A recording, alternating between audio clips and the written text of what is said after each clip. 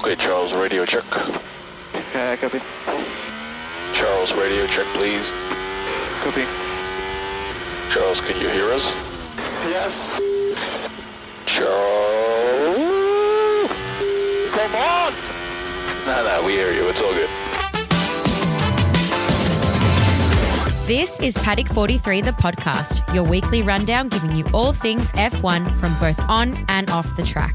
From races, trades, rumours, the lifestyle, and all the things that come with the F1 world. We are Amy, Elle, and Pat. Let's get into it.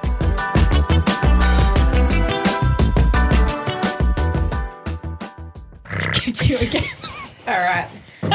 That's on. Welcome back to Paddock 43. I hope all our listeners had a fantastic weekend. I hope you guys did too.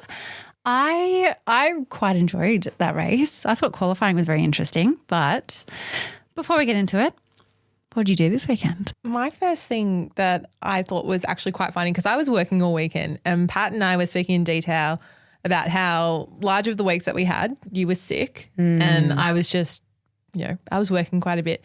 And we were talking about that time when Kimi in Monaco crashed his car and he just gets out and he walks to his yacht and drinking champagne. And I was just thinking in my head, I was like, this is what I want my life to be like. Literally. If I could just stop doing something and be like, stuff it, walk to my yacht, get my champagne and just sit there and drink. And I just think it's like a great way to live your life. And then part of my weekend as well is I went down a massive rabbit hole of apparently Ariana Grande and Danny Ricciardo are dating. What? And only to find out that it was a fake news site that I was reading. I was like, I have not heard that. He's with Heidi, isn't Yeah, he? he's got a girlfriend. So I don't know why I was thinking that when I first saw the headline, but I think it's because she's recently single. Anyway, that was my weekend of just looking at random things. That clip of Kimi, I'm like, every time I see it, I understand it more. Like that energy, I understood that so much of just like nothing's coming about this. I'm just going to go and actually make the most of this weekend and enjoy. Love that. But my weekend, I was recovering from being sick. Welcome back. Oh, yes, I'm back. And that, I'm sorry for everyone that just lost their eardrums. And she is back. Oh, She's my Lord. back. She's back and she's got a voice back. She's got a voice, but she also has this other special little friend that's the cough. So I will lift my arm every time I cough. I was recovering. And then last night I saw J Balvin in concert with my sister and oh my God, it was so amazing. And for those Latino listeners out there, you obviously know who J Balvin is. It was incredible. One song. You do. I think it's one song. Amy, everyone. can I you was like, name that song? You have to name the song now.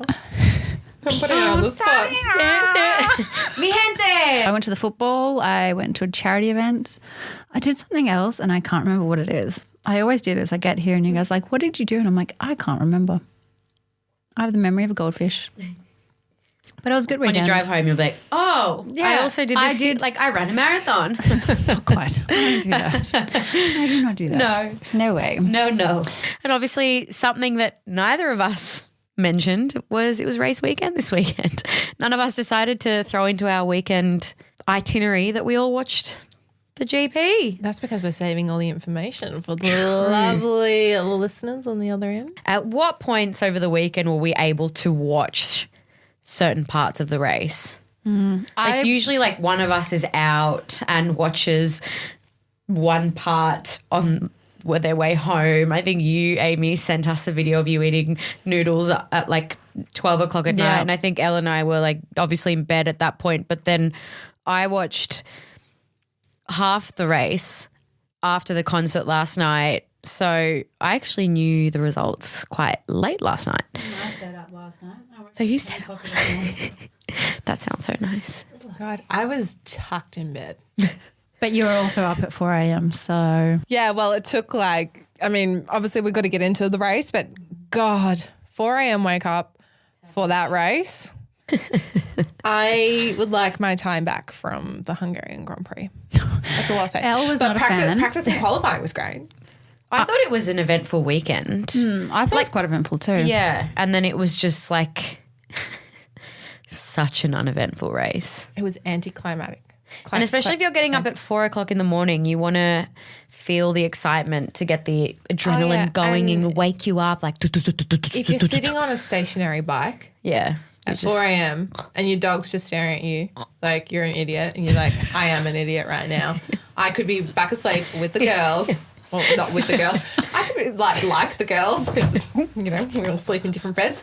Anyway, I'm going to stop talking. Obviously, I'm sure you guys saw the juniors. The juniors taking over Sky Sports and were presenting. I loved that. I thought they were phenomenal. Scarlett is incredible. She is a natural presenter. But how F1 handled all of that as well in the animations they did. Yeah. I thought it was great. And they got trolled so hard. The comments were so nasty Really? about it in terms of F1's animations being like, this is shit. And we're like, well, it's clearly not thought it was the targeted best. for you. Yeah. I was like, I would watch this. It really explains. Yeah, how good. If you're getting into the sport, it is the best way to learn. FP1, 2 and 3. Checo. Checo. Checo. Mate. Why? Why? We don't want to see the floor of that Red Bull again. Oh, my gosh. I mean, luckily it worked out in the race for you. But, mate, it crashed right away. Like, I'm laughing so much at my notes where I've just got in brackets like either like Perez, amen, or like Perez, pray for him. seriously, pray for him. The funny part was when he crashed, the broadcast then panned over to Danny and it was like, savage.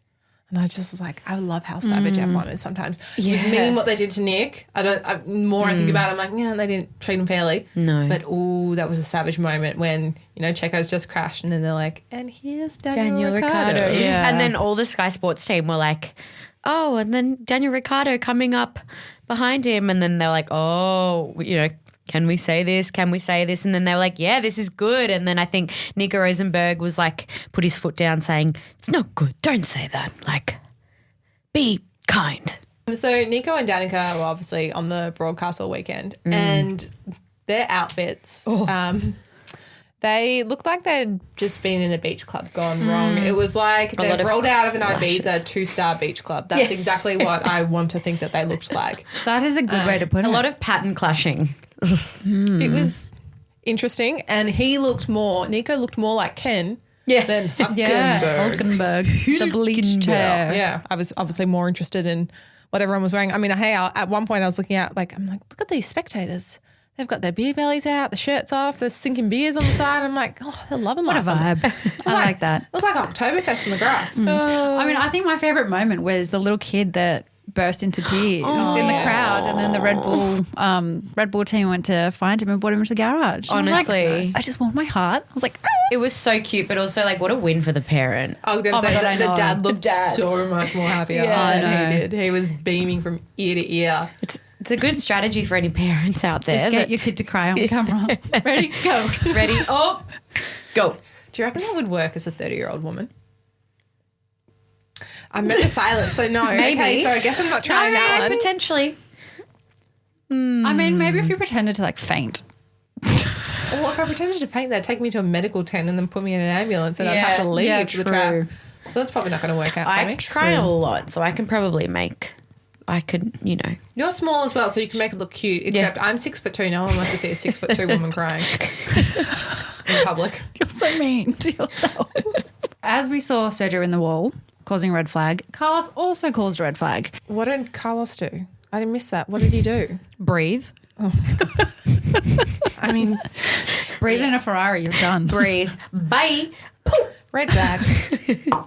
His own red flag. The car just combusts like Sorry, okay, yeah, besides Carlos breathing, what did he do? He just lost control of the car on the exit of turn 3. the internal and external eye rolls. Ferrari seem to have issues with their car during practice. I think it was Christian Horner came out and he said that they were even having trouble cooling down their cars. Yes. Martin Brundle was saying, obviously Red Bull's cooling their cars a little bit more. It was quite a hot track over the weekend. Yeah. And they said that might be due to the adjusted side pods. But Ferrari was just not keeping it cool. No. It was getting nice and sweaty in there, which is going to be interesting when we move into hotter climates. Oh gosh, like yeah. Singapore. Yeah, especially like more humid. But I wonder as well if it's more humid, is it I mean, I actually am not entirely sure what the heat is like in Hungary, whether it's like drier or more humid. But I wonder as well if that like plays a role. It looked pretty dry. Yeah, It looked pretty, dry. they were saying that for the race, I think the track temperature got to about 55. I think it was 45 around practice and quali. And then it got hotter for the actual race. Very hot. The tyres didn't really enjoy that track, especially the soft tyres. No. Well, the spectators enjoyed it. And also the marbling, how the track kept marbling. There was just Verstappen spoke about it afterwards when they have like their little Max's podcast. Oh well, but not Max's podcast. But you know they meet up before they go up onto the podium. Yeah. And he was like, "Oh, the marbling," and then I remember Ted Kravitz was speaking about it, where there's like bits of gravel and like rubber, and it creates almost like little worms or something. And it didn't you pull it out and like I did see that. So the marbling. Yeah. Also, what do we think about Danny in practice? I saw a lot of people coming out saying, "See, he's still not that good. He's not that fast." But I think it was very much him just, I saw that as well, but I feel like you have to take it with a grain of salt when you've had half the year off. You've been in the mindset that you're probably not going to drive for 12 months. Well, as far as we're aware, because, it could have been the seed planted, as we touched on last week. But also he's not in a great car. So, well, the thing, grain of salt for his performance. I think the thing as well is what they were saying is that Daniel hadn't actually ever driven in the AlphaTauri. This was the first time. So only in the simulator. Yeah. So practice was the first time he was actually physically in the car, because obviously at Silverstone test he was driving the Red Bull. So that was taking that into consideration. Like imagine throwing any driver into any random car. Obviously there's going to be like a lot of teething errors and understanding how the car works. So I think all things considering, like, that's what I find frustrating about this sport sometimes, is that these drivers could be amazing. Nick de Vries could be amazing if he was in the right car. Yeah. Right? Oscar Piastri was not doing well at the start of this year, and he's obviously in the right car. Yeah. And I must say, I'm going to call this now. I do eat my words from what I said last week, that I thought he wasn't going to perform. I'm sorry. If you're listening. Oh, yeah, same. I actually agreed with you. So, yep, same. Yep. We're sorry. Yay. But what I found fascinating about practice is, you know how we were talking about this before, how typically within practice there's usually like the same 5 people in the top 3 for across practice 1 to 3. Practice 1. So practice 1 we saw George, Oscar and Stroll. I've got in brackets Oscar. Whoop. Then practice 2 we saw Leclerc, also in brackets whoop. Then Lando, then Gasly. And then we saw Hamilton, Verstappen and Perez, and then Perez in brackets amen. Like not this one person was across practice 1, 2 and 3. I was actually really concerned as well that this was going to be an Austria repeat, because they were saying they were honing in on how they were going to be really pushing for track limits and giving out penalties. And I was like, oh gosh, is this going to be another Austria? But thankfully we were not met with the same fate as Austria. That wouldn't have been enjoyable. No. No one would have liked that. Okay, now into qualifying. I honestly thought that was, I feel like I say this every single week. I'm like, this is the best qualifying. But I feel like that was a great qualifying session. Them testing out the new tyre regulations. I felt like there was a big mix. Can you explain what these tyre regulations changes were? Because I honestly did not pick up on it. I didn't really watch the qualifying with sound on. So I wasn't really thinking. Wasn't really thinking about it. So it's called the ATA, the Alternative Tyre Allocation, and it's basically so in hards in Q1, mediums in Q2 and softs in Q3. So there are 11 sets of tyres per driver for the weekend rather than the usual 13. Okay. Yeah. The whole reason again is the whole, trying to cut their carbon footprint, reaching net zero by 2030. So I think because there's so much wastage with tyres, this is just a way for them to kind of curb their footprint. I don't know if I liked it. I mean, it did give us more of a mixed grid. It definitely was a mixed grid. I mean, Joe qualified. What was his best qualifying? Well, he was the top of Q1. Yeah. So they're like the Alphas were just flying on the hard tyres. But then I also wonder with this format, it's going to now give every team a lot of data for which cars are good on which tyres. Teams are going to be able to take this data from other teams, put it into the simulator, and they're going to be like, okay, so Alphas start to wear out at, X speed or X lap. And they're going to be able to put that into the simulator. And I think it might make the races more predictable. I can see that. Yeah. It'll be interesting to see what happens there. No, but if it's not broken, don't try and fix it. Like, there's nothing wrong with the qualifying format. So one other thing I thought was quite devastating in Q1 was George Russell. Oh my gosh. Not making it out of Q1. Mercedes. Yeah. What strategy was that, sending him out right at the end and then getting caught in the traffic? Yeah. Especially after, was it last week in Silverstone? Yeah. But also he was last year's pole sitter. Yeah. No, that was so disappointing. And to finish right, I mean, he climbed back up the ladder in the actual race, but Yeah, he did so well. Toto, I can see why you were banging your fist. I was banging my own fist when I saw that happen. I was like, you weird. You idiot. But Danny did well. I mean, I don't think anyone was expecting him to get past Q1. Yeah. He did very well. He did. You made it. You made it. And they said it was the closest top 10 in F1 history. So between Hamilton and Hülkenberg, it was 0.57 seconds between P1 and P10.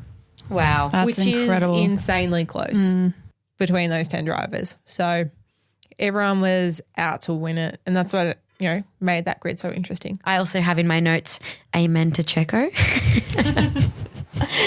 Thank the Lord for him. Mm-hmm. Thank the Lord. He was able to make it to Q1.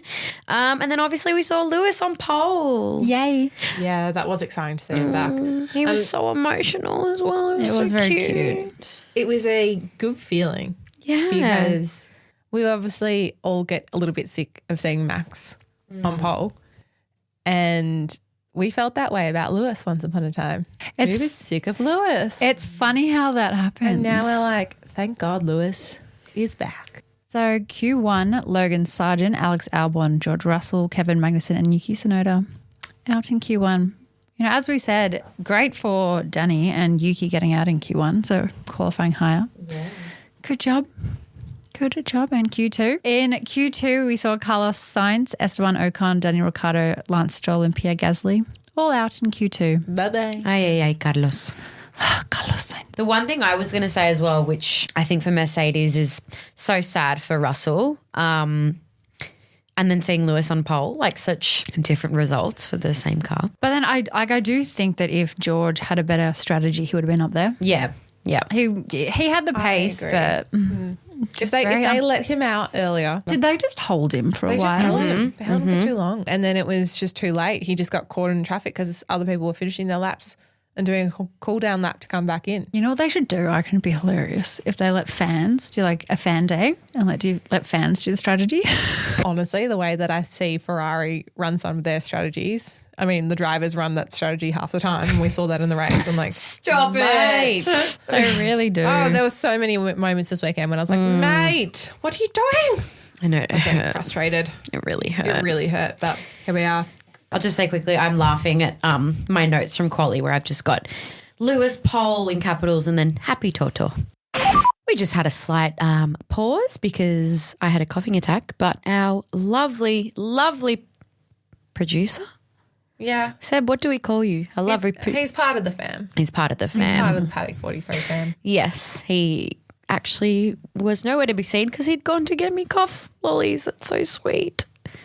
And if you didn't know that Pat was coughing, that's because we have expertly cut all those coughs out. There's been a lot. There's been a lot. Been a lot of those. Making my editing job very hard. Sorry, Amy.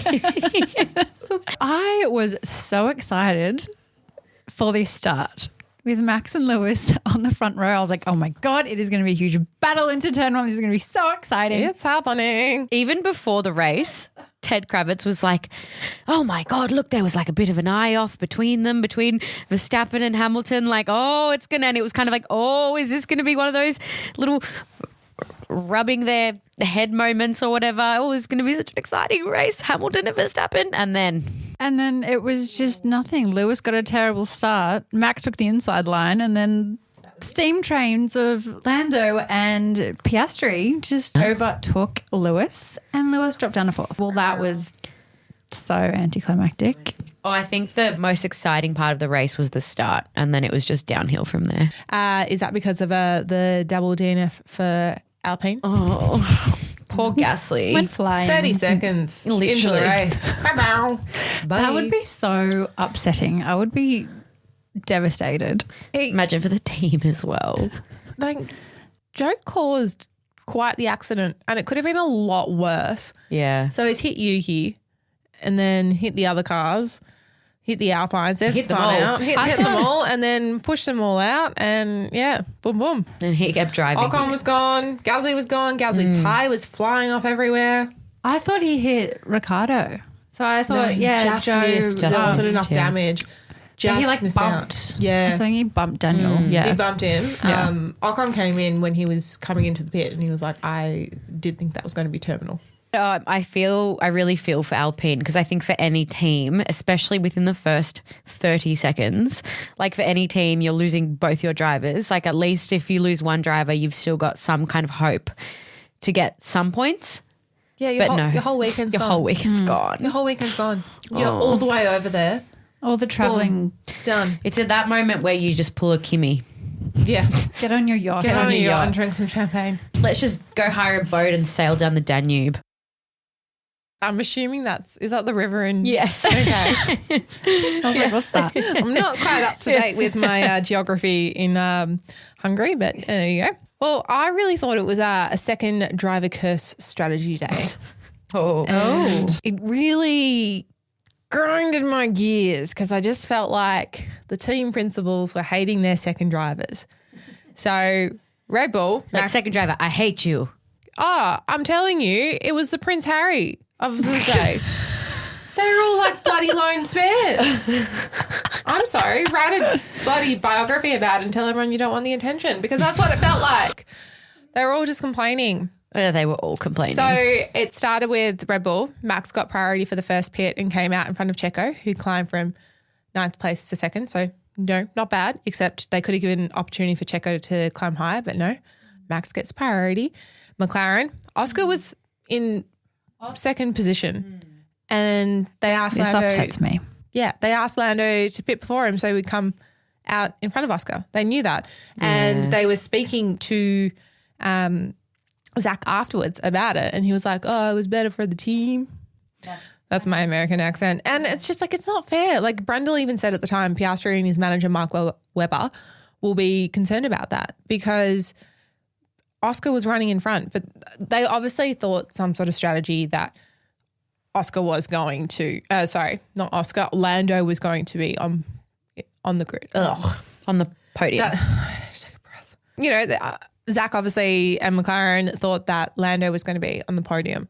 So they made that a priority. I don't know if Oscar would have been able to hold off Hamilton and Perez. Yeah. So I think it probably would have been a smarter thing to do. But Oscar did have a good amount of pace. It was a bad undercut. It was a horrible undercut. It was really, I really watched it and I was like, ow. Yeah. I would have been pissed if I was Oscar. I just think as well, though, I agree, like it's a shame for Oscar, but also, unfortunately, I think it's kind of how the sport goes where they want Lando to be getting as many points as possible so he's finishing higher up in the Drivers' Championship. But then they could have maybe had both McLarens up there. Yeah. Did they lose out that opportunity? Yeah. That's more points that they could have lost. And then the rest of the second driver curse strategy day, the spares, Mercedes, they told George to let Lewis through. I was like, okay, that's not very nice. And Aston, they told Alonso that Lance is going to let him through. So they're just, pushing all the spares out the back. Yeah. Let him through. It wasn't a day for the spares. It really, really wasn't a day. Excuse my language, but fuck me. I felt so bad for some of those boys out there. Back to McLaren for a second. Everyone was kind of thinking, are these upgrades going to be, are they going to transfer from Silverstone into Hungary with two totally different tracks? Silverstone's cold and it's also, and Hungary is shorter and slower. And it was really good to be able to see the car perform at both tracks. So it's like the upgrades have worked and we can expect more. Yeah. About Oscar. Because I thought it might have been a fluke. But it was not. 3 times a charm though, so Yeah. Yeah. So we'll see how they go next week. Although, what were your thoughts about Oscar being? Sad about P5. Yeah. I was like, my guy. Calm down, baby. you- Calm down. You were at the back of the grid not that long ago. Like, why are you complaining about P5? Like you could easily be joining your other friend, the rookie, who's nowhere inside anymore, Nick DeVries. Like, Do you reckon they are You're friends? not. yeah, I don't know. Because they're both the rookies. Sorry. We're rookies. We should be friends. Yeah. I think it's good to be ambitious and obviously, especially in this sport, you have to be. But also, you need to make sure that your head isn't too big and you float out of space. Well, he's a very serious guy. They were asking Zach at the end of the race about Oscar. They said, what's his personality like? And I was like, that's funny. I've been saying we haven't seen any. I wonder, do you think it's just like a big front? Well, Zach said he's very serious. He's like a student and he just Yeah. wants to learn. And he's someone I can that see that. he takes everything on board and then actually pushes it through to the next day. Do you know so what? he's just a smart kid. I mean, he's still really young, but Do you know what he gives? He gives Verstappen energy. Oh my God, he does. With a bit of Big Bang Theory in there. Oh my God. As in, he's definitely not at Verstappen in any way, shape, or form, but he gives that like very blank, logical, I'm here to get a job done, that kind of energy. Yeah. Well, I wonder if that's why people are saying he could also be a world champion. Yeah, well, Yeah. you just don't see the same energy like when you see George, Lando, and Albon all do their interviews together.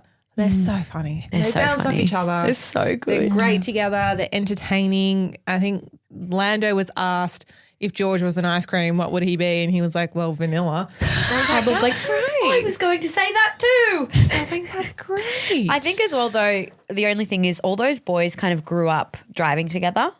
All of them. Like, I think even Charles Leclerc, then Gasly, Ocon, like all of them have definitely overlapped. So then where's Oscar's friends? He They're not doesn't good have enough. any. We haven't. This sounds so mean. I'm really sorry, Oscar, if you ever come on this podcast. But you looked so awkward during your pre-race interviews with Danny on one side, Max on the other. Yeah. And they're like flirting with each other, Yeah. talking about. But it's probably kind Las of like Vegas. being the new kid at school. And you're a Absolutely. bit like, oh, Well, he my also God. probably feels Yeah. intimidated that Yeah. there's another Aussie on the track. Yeah. And everyone's talking about Danny and he's the one that's performing well. You know, they have a lot of media training as they go. And I agree, Oscar does seem really awkward, but I think he'll get there. Or maybe he won't. Who knows? We believe in you. Once he settles in, I think he will be. I just think at one point it'll just click, and then we'll be like, "Where did that come from?" Yeah. Say I'll do something really funny, Yeah. and I'll be like, "Oh, there he is." You know Oop, what there he actually is really funny? What? Oscar's mum. Oh, really? Oh, have you guys not seen? No. I've seen his girlfriend. I've seen his grandma. Oscar's mum trolls him Oh my God, on does Twitter, she? and it's so funny. So I'm just going to read out some of these comments because they are hilarious. So, photo of Oscar's mum, Nicole, at the Melbourne Grand Prix, and she's standing next to his son, and she goes, "Still going to watch the kids play sport." I read. Next one, it's a tweet reply about Danny coming back and replacing Nick DeVries. And she goes, "Sincerely thrilled for Daniel, but can we spare a thought for Grace Ricardo, who finally thought she could relax?" That's not quite trolling, but, you know, she's still nice. She's still involved. Then at Silverstone, where Oscar got P3 in qualifying, she comments on the Twitter post, "I fell asleep waiting for qualifying. Did I miss much?" And it just goes on. Like, she even What a queen. comments one on, "Have you been dabbling with fake tanning products again, Oscar?" Oh my goodness. So she just trolls him on Twitter. Yeah. So I'm keen to see that come out. Yeah. Adopt some of your mum's personality. She sounds like a classic Aussie mum and I want to meet her. Kevin Magnussen, congratulations on the birth of your second daughter, Agnes Magnus. Agnes Magnus. What a Agnes name. Magnussen. Agnes is a really cute Yeah, it name. is cute. Yeah. His yeah. daughter's going to look up to him and be like, "My father is Ken." Oh, no, that was Hulkenberg. Ignore me. Take that away. Wrong one. Yeah. Kiddy cut. I mean, you probably keep that in. It's funny. What were you going to say about the other baby? So why is he a baby? Because he was the last born last to do his first pit. Doesn't what? I was just trying. I don't know. I was trying to make it flow. In my head, I was just trying to make it flow. Last but So during the race, George was the last one to do his first pit stop because the pit stop strategies were a little bit all over the place. They were all sort of like, this is feeling like it's going to be 3 because the track was so hot. And he really held on to those tyres until the end, which I think is one of the reasons why he climbed back up. yeah. He got there from where he did start from. Danny did the same thing. He managed those tyres pretty well. I think they said he spent the longest amount it of was 40 time. laps. Yeah. 40 laps that he kept those Yeah. tyres on for. A very long time. Yeah. Especially with how hot that track was. Yeah. It's like everyone that started on the soft tyres ended up having to pit early. But yeah. it was Red Bull. They set that record for F1 history. 12th win in a row. Yeah. McLaren's 1988 record. Boom. Gone. Red Bull took it. But Lando got a record for himself. 2 consecutive 2 consecutive podiums. podiums. Oh, yeah. I was like smashing 2 trophies. I was going to. We have to touch on that. We have to touch on I was going to say something as well. Ferrari, pedicure,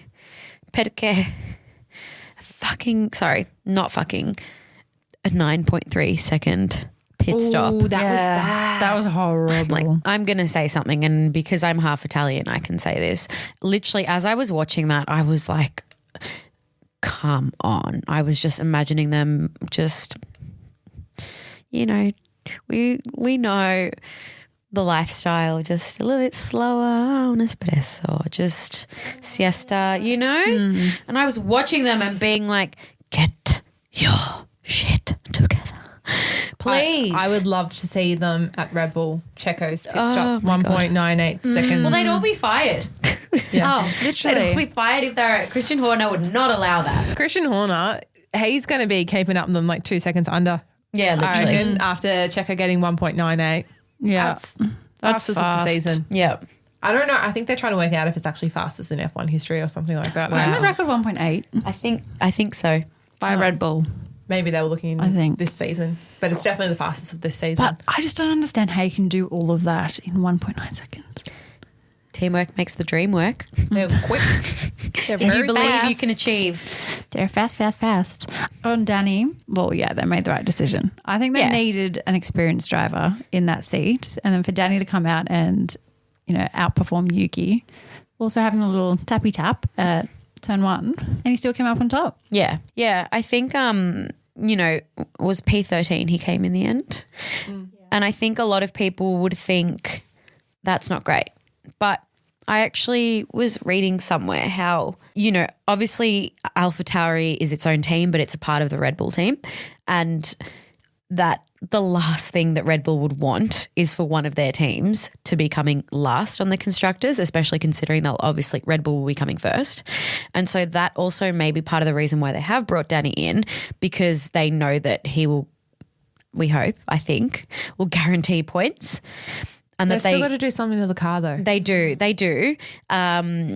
But 13's not great, but all things considered, like he beat Yuki, and Yuki's been driving a whole season in this car. So beat Yuki, 13th, just 3 spots off points. He'll get points at some point this Yeah. season. I wonder if he will in Spa. So Spa's this weekend before we go into summer break. Do you know, I hope he's not scarred, because I'm pretty sure it was this point last year that All the rumours started swirling, yeah. You wouldn't want him falling into the old McLaren trap where he's just feeling so much pressure, everyone talking at him. Yeah. Which is, I noticed that during the race they didn't really speak about him on the broadcast, to be honest. I feel like they left him alone a little bit, that I kind of wanted to, if I wasn't on the bike and I could reach the remote, I was probably going to switch to Sky News channels just so I could jump on Danny's cam, because you can do that now. I think the thing as well, though, is like obviously there's so much conversation going on about him and it must be exhausting. But the conversation that's going on about him this year is very different to the conversation going on about him last year. Like It's definitely more positive, 100%. Yeah. And even I saw him in an interview and he was saying that this is an opportunity he needs to take, and who knows what this opportunity would lead to.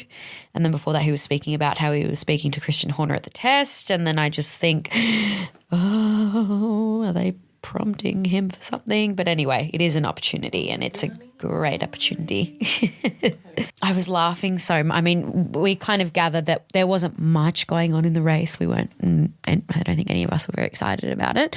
But I was laughing like at the end when they were listening to Verstappen's microphone. He was like, it is just unbelievable. It is unbelievable. It is unbelievable. And he kept saying unbelievable. I was like, oh my God, say something else. And then, but he was so like, it is unbelievable. Yes, an unbelievable drive. And then they like switched to Lando's microphone. He was just like, Oh my God, my ears. sorry.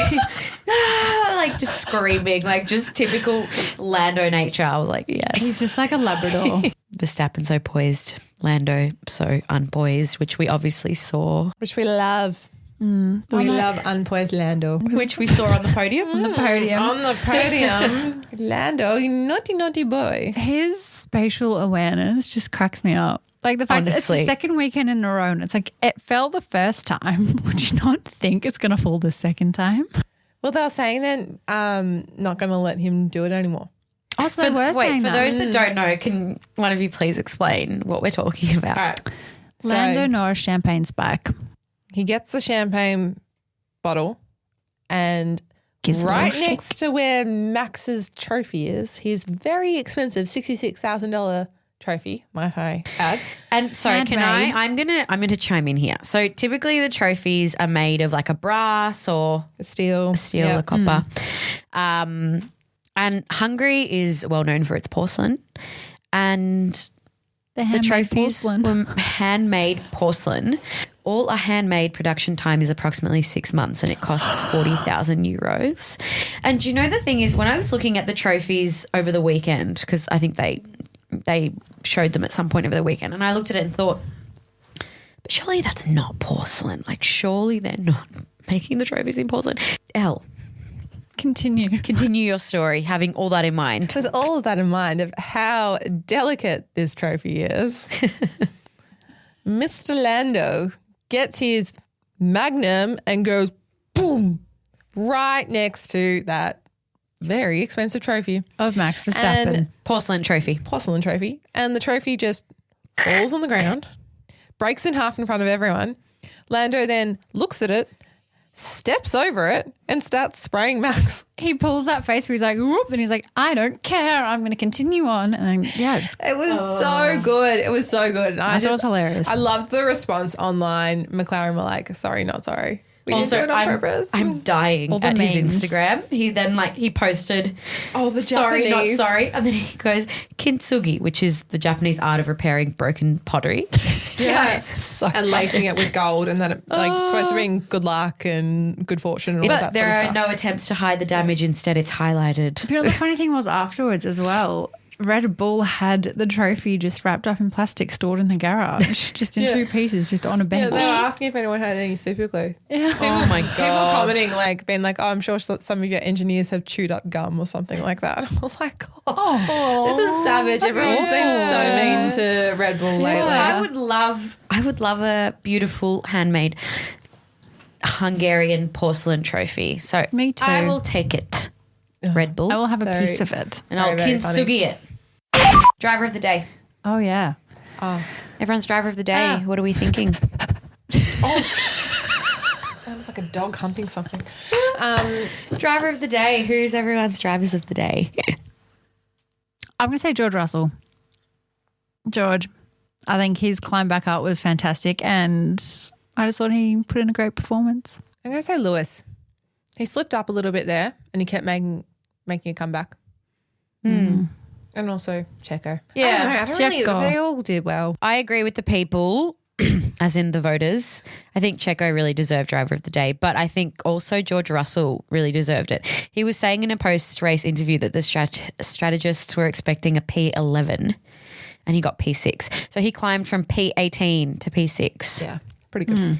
Yeah, incredible. Phenomenal job. We've got a double header these 2 weeks. So we obviously just had Hungary.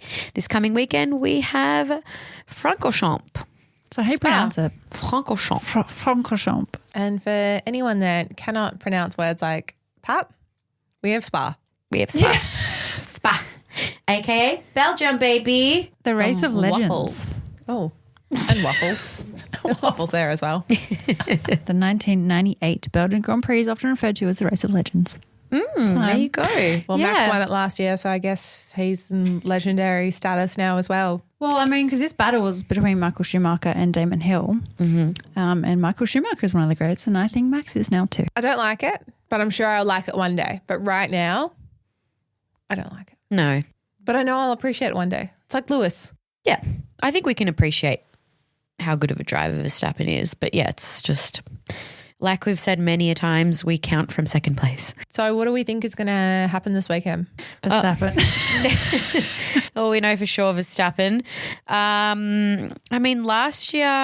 Last year we saw a Ferrari on the podium. Carlos Bebito. You were on the podium last year. Please do it again. Please do it again. Every week I'm like, oh, I hope the Ferrari gets on the podium, and then that doesn't happen. You might be like the curse that Yeah. Nico has Yeah. whenever he posts one of the team garages. Yeah. True. That was so funny. Maybe you shouldn't be saying anything then. Yeah. Okay, well then I hope All right, then I think Aston we should Martin then. Yeah. Yeah. I hope it's a half. Yeah. That would be so nice to see. It actually Yeah, would. I'd like to see that. I did say that to Tom this morning. I was like, it'd be nice to see some of those boys at the back of the grid come up eventually. Like, when are we going to see Hulkenberg or Magnussen and all of them sort of, pop out for that top 6? I think Checo will be on the podium again. I think he's got like the fire lit in his belly. Oh, yeah. I think he wants to impress. Yeah. A bit more confidence after Yeah. this weekend 100%. as well. I'm predicting similar to this weekend. Like, I'm seeing obviously Red Bull's up there. And yeah, McLaren and Mercedes, I'm thinking those sort of like top 6 spots. Last week I said I expected Alex Albon to be top 6 and he came like I was thinking that this morning when I was watching. 12th or I was something. thinking Like, that this morning. I was like, oh, Pat said he was going to be top 6. Look at him now. Look at me now. I almost had Oscar on the podium. Yeah. Well, Close. Did I say Lando? you said Lando. Oh, yeah, I got that one right. yeah. I'm going to say Joe Guan Joe Guan Yu. Yu is going to be on the podium. He's not, but I'm just trying to jinx. I was like, I just don't want to jinx anyone who actually won on the podium. So Oh, poor Joe. I know. He deserves a podium, does he? I don't know. I mean, I Not feel after this like, weekend's crash. but this weekend it's quite a long track, and so we'll probably see a lot of hards being run. Bar's very unpredictable for It its is. weather. 2021 it got washed out, didn't it? Yep. So we only had a couple of laps in it. And then it Everyone finished. went swimming. well, I'm day for ducks. I'm hoping for a good race because then we go into summer break, and I just want this last one just to be good. Alrighty, guys. I think that's it for the week. Eventful and not so eventful weekend at Hungary. Hopefully we see more at Spa. Elle, where can our listeners find us? You can find us at Paddock 43 Podcast. We post a lot of our little videos there, rumours and BTS and all of that. And we'd love for you guys to join in the conversation. Let us know, your thoughts, feelings, opinions, anything you want. I don't know, any questions? If you want us to read out your questions once a week, we could start doing that. Yeah. That'd be fun. But yes, thank you for listening and we'll be back in your ears next week. Bye. See you next week. Bye. Go! Yeah, baby! Yes! What a race. Good job, everyone.